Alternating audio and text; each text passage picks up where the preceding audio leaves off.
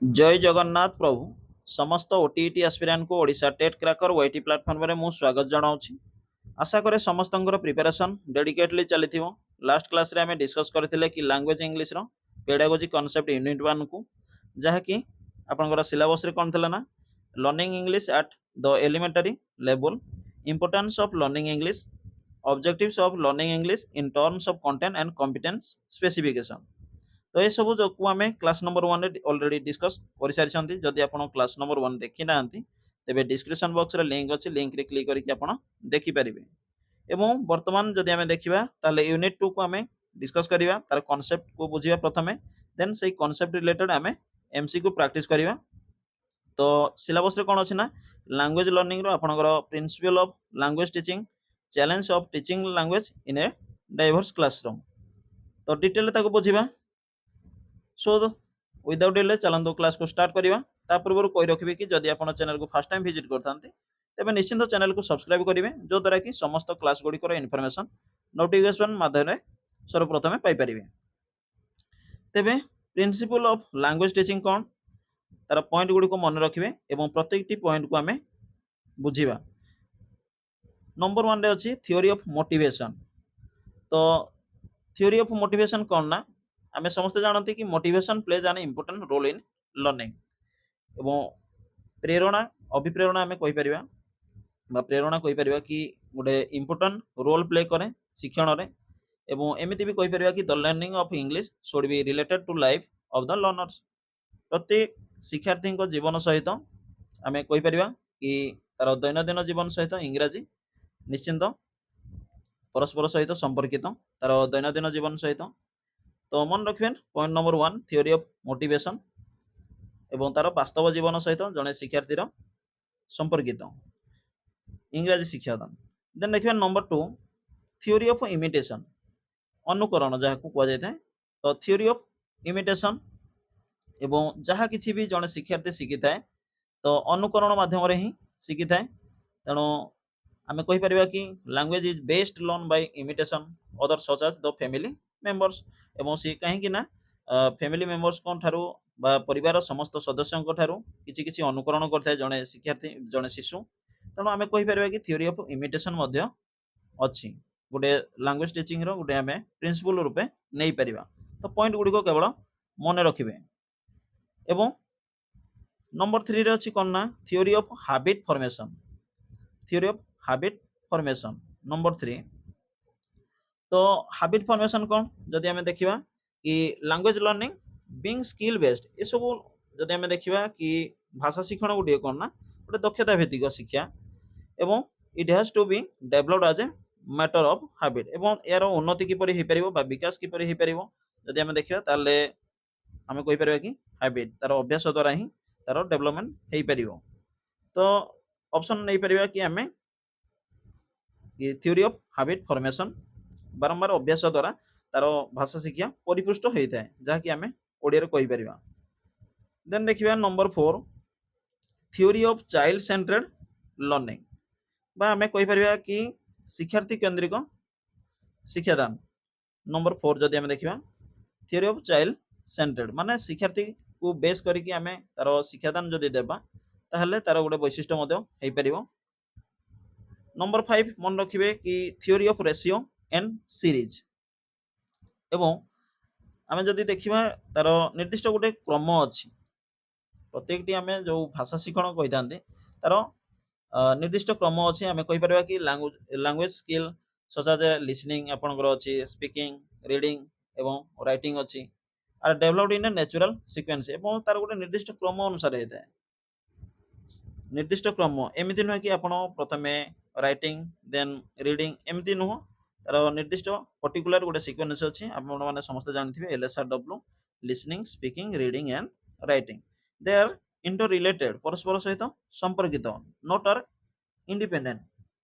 से स्वाधीन भाव न थांती, they are also dependent, all skill are interdependent. एवं नंबर 6 रे हम देखिबा कि theory of correlation. Theory of correlation जोड़ा कि आम एबे डिस्कस कले कि परस्पर सहित से माने संपर्कित। एवं नंबर 7 देखिबा कि थ्योरी ऑफ मदर टंग एवं मातृभाषा ସବୁଠାରୁ ଆମେ କହିପାରିବା କି ଭାଷା ଶିକ୍ଷଣର ବେଷ୍ଟ वे ଏବଂ ସେ ପଏଣ୍ଟକୁ ମଧ୍ୟ ମନେ ରଖିବେ କି ଥିଓରି ଅଫ୍ ମଦର ଟଙ୍ଗ। ଦେନ୍ ଦେଖିବା ନମ୍ବର 8 ରେ କ'ଣ ଅଛି, theory of exercise practice and drill. ତ ୟାକୁ ଆମେ ଗୋଟେ ପ୍ରିନ୍ସିପल ରୂପେ ନେଇପାରିବା, ତାର ବୈଶିଷ୍ଟ୍ୟ ରୂପେ ନେଇପାରିବା theory of exercise practice and drill. କାହିଁକି ନା ଯଦି ଆମେ ଦେଖିବା ଆଜ୍ ଲାଙ୍ଗୁଏଜ ହାଜ୍ ଷ୍ଟ୍ରକ୍ଚର ଆଣ୍ଡ ପାଟର୍ନସ୍, ପ୍ରତ୍ୟେକ ଭାଷାର ତାର କିଛି ଷ୍ଟ୍ରକ୍ଚର ଅଛି, ତାର ଗଠନ କିପରି ଅଛି, ଗଠନକୁ ଜାଣିଥାନ୍ତି ଏବଂ ତାର ପାଟର୍ନସକୁ ଆମେ ଜାଣିଥାନ୍ତି। ଅନ୍ ଇଟ୍ସ ଓନ୍ ପ୍ରତ୍ୟେକ ଭାଷାର ନିଜର କିଛି ଷ୍ଟ୍ରକ୍ଚର ଅଛି, ତାର ପାଟର୍ନ ମଧ୍ୟ ଅଛି। ଏବଂ ଯଦି ଆମେ କହିପାରିବା କି ଦେ have two repeated in the form of language drill for practice and habit.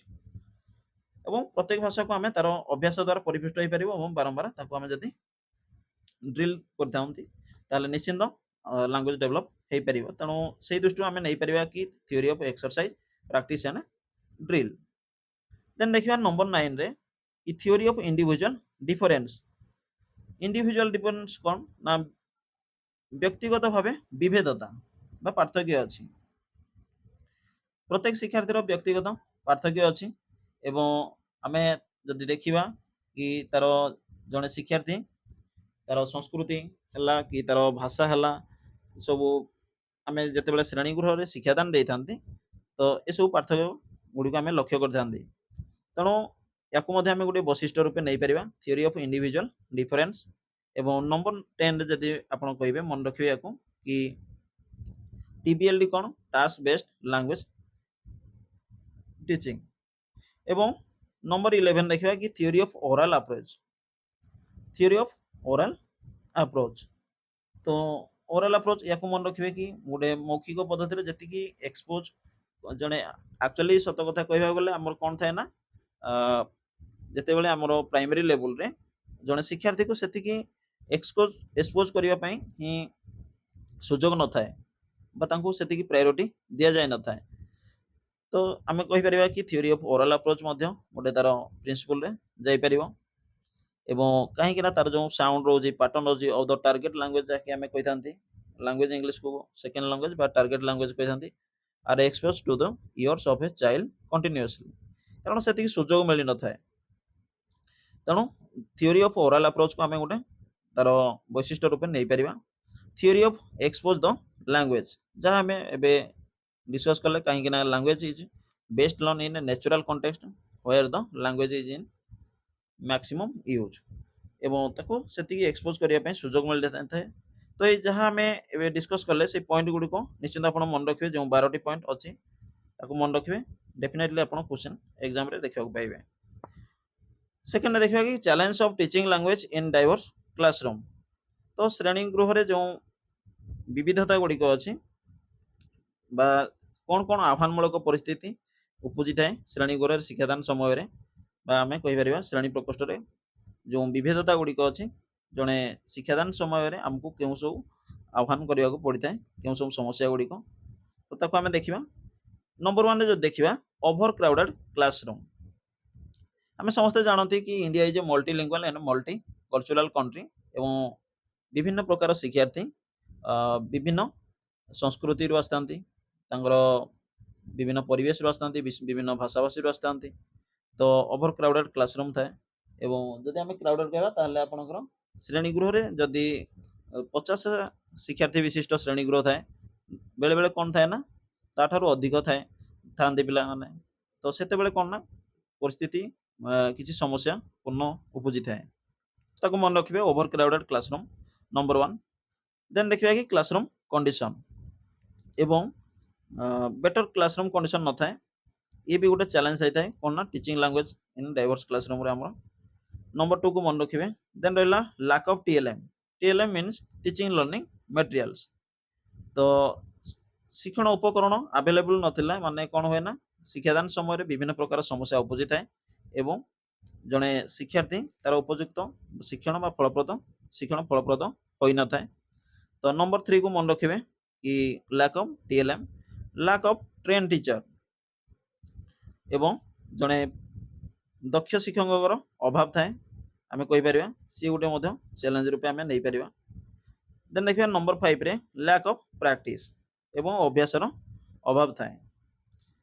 Number 6 रे रहला कि लर्निंग एबिलिटी एवं जदि आमे देखिबा कि शिक्षण जो दक्षता गुड़िक से दक्षता गुड़िक न थाए टेक्स्ट बुक एरर प्रायतः आपण माने जानिथिबे कि बेले बेले कौन ना प्रायतः संवाद हो कि समाज हो एसବୁ न्यूज पेपर गुड़िक मध्य आसता है कि प्रथम श्रेणी पेज नंबर देइथिबो तो सेथिरे टेक्स्ट बुक एरर अछि एबे भी सेही पुस्तक पढ़ा चली विद्यालय गुड़िक तो एमती टेक्स्ट बुक एरर मध्य गोटे समस्या उपुजी थाए ताको आमे मन रखिबा देन देखिबा नंबर 8 रे कि आउटडेटेड ऑफ टीचिंग मेथड तो सब बेले ही आमे अपडेटेड को गुरुत्व देबा एमिति नुहे कि पुराना से शिक्षादान पद्धति को आमे अपनाइबा तो आउटडेटेड टीचिंग मेथड को आमे गुरुत्व देबा एवं मोटामोटी भाव जदि मु कहबी कहीं ना कहीं स्पेसिफिक जदि आमे चैलेंज कौन कौन उपुजी थाए तो लैंग्वेज क्लास गुड़ी करे एवं बेसिक जदि हम कहबा कि बेसिकली आपनकर इंग्लिश लैंग्वेज टीचिंग बेले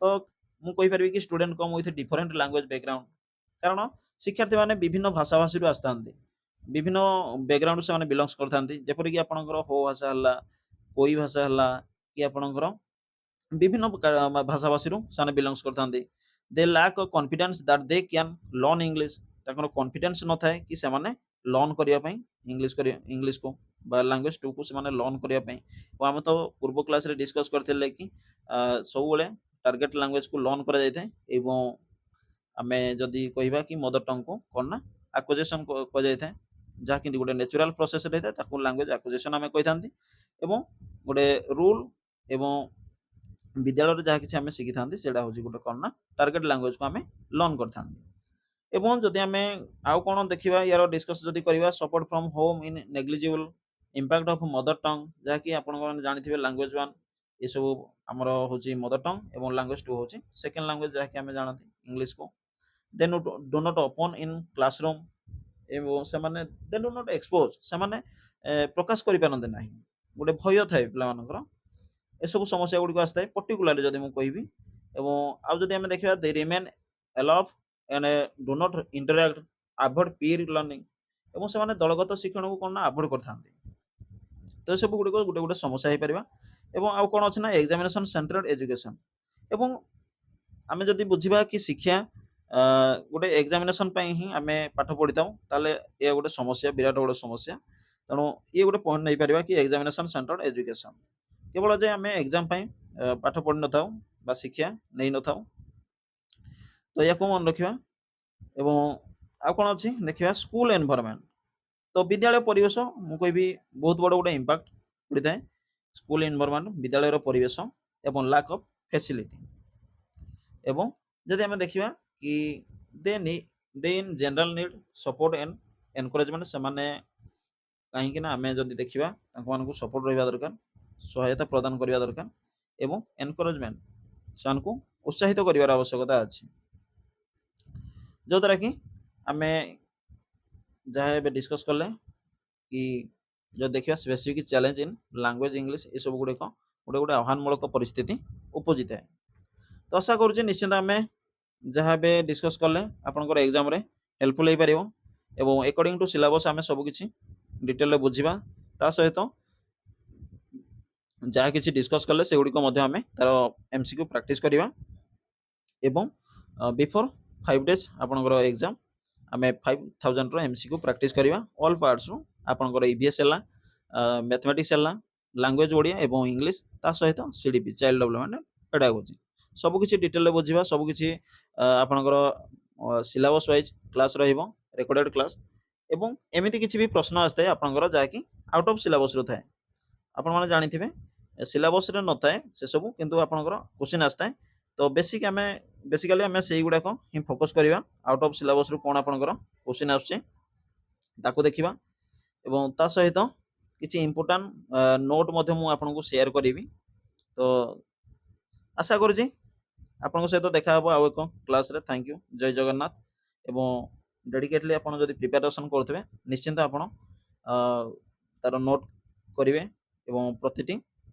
नोट को आप एग्जाम पूर्व रिकल करने को चेष्टा करेंगे एवं एमसीक्यू समस्त एमसीक्यू क्लास को आप 100% विजिट करवा आवश्यकता अच्छी कारण जी एमसीक्यू आप प्रैक्टिस करेंगे आपंकर कॉन्फिडेंस लेवल बढ़ो एवं आप ଯାହାକି ଟାଇମ୍ ମ୍ୟାନେଜମେଣ୍ଟ ମଧ୍ୟ ଏକ୍ଜାମରେ କରିପାରିବେ।